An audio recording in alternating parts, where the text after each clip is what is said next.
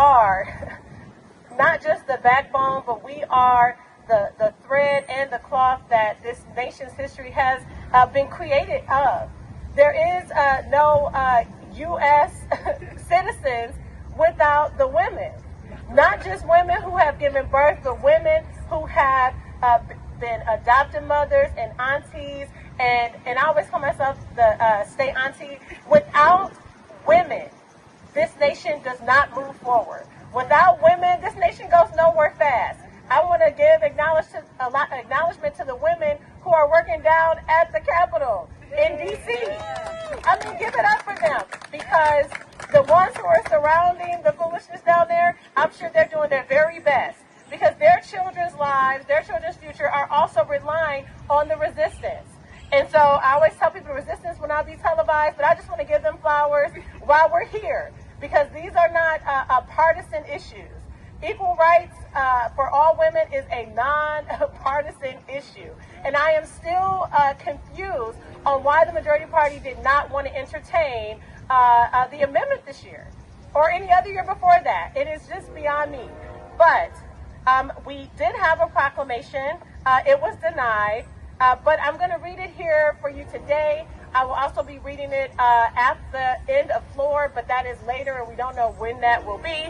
So I'm going to read it for your hearing today. And just know that we did try, but again, it was denied last year. I tried to clean up the language to make it as simple as possible. It was still denied. And so we're going to stand on business and read it anyway. Because the women deserve the right to celebrate the ratification, and that's exactly what this press conference is. The flyer says it's a celebration, and that's why we're here today. So, legislative acknowledgement, I made that up, honoring the ratification of the Equal Rights Amendment. Whereas the Equal Rights Amendment, ERA, affirms the foundational principle that equality under the law shall not be denied or abridged on account of sex or gender, ensuring protections and equal treatment for all citizens.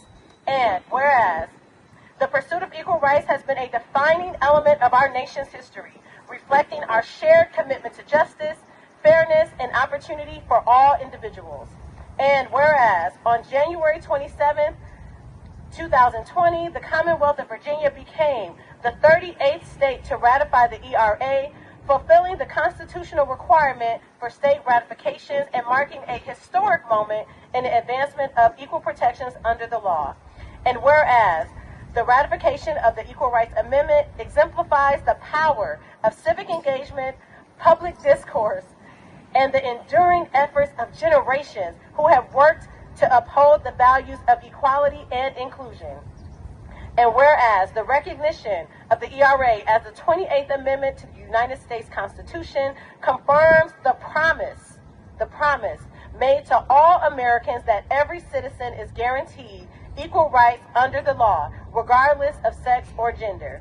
Now therefore be it resolved that the state of Arizona commemorates the ratification of the Equal Rights Amendment, acknowledges the contributions of those who have championed its passage, including countless Arizonans, and celebrates this milestone as a success. In witness thereof, this legislative acknowledgement is issued in honor of this historic achievement and its lasting impact on our society and constitutional principles. Acknowledge this day, March 6, 2025. Signed by Quante Cruz, Legislative District 26. Thank you, everybody.